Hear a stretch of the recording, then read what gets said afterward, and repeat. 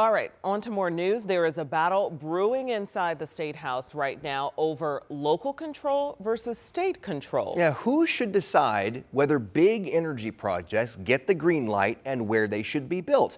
I learned this all stems from a fight that's been playing out in local backyards all over Indiana. Everywhere you see soybeans is going to be solar panels. Back in November, the Schaefer family was locked in a fierce battle to preserve their rural southern Indiana way of life, fighting to keep a 2,000-acre solar farm from moving in next door. It'll look like we're from Star Wars in an industrial wasteland. Beyond the appearance, they're concerned about safety and the noise disturbing their animals. I'd like to present that. At the local Board of Zoning Appeals hearing, nearly 50 people spoke out passionately either for or against. 3 weeks later, local officials turned the project down. State officials say this is happening across Indiana. Dozens of similar proposals turned down by local communities for a variety of reasons, everything from aesthetics to concerns about property values, zoning, and the unknown. This despite a desperate growing need to start generating more electricity. Controversy has paralyzed the local decision makers.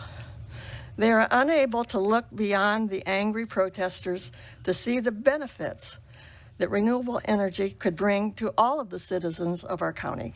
So state lawmakers are considering a proposal that would essentially bypass local leaders entirely when it comes to infrastructure projects that impact people in more than one county.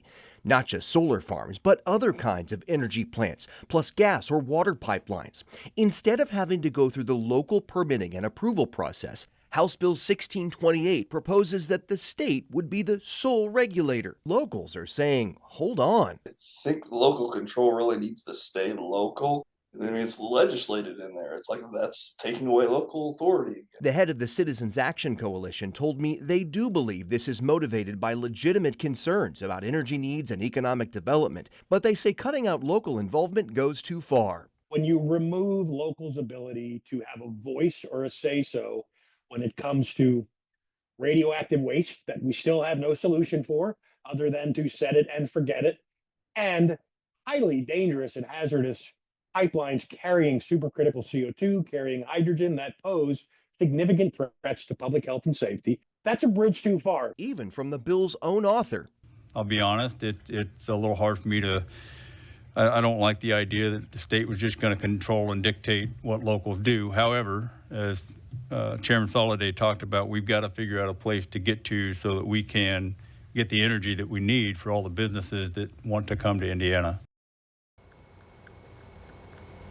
After a hearing earlier this week, it was pretty clear everybody agreed that this was a starting point. And as far as where it goes and what it's going to look like in the end, we'll wait and see. We're going to talk much more about this on Crossroads Politics, which is our weekly politics show, Sunday morning at 10 on WTHR+. Two different ideologies that you can kind of dive into and be able to compare on the show. A lot of passion on all sides. We'll be right back.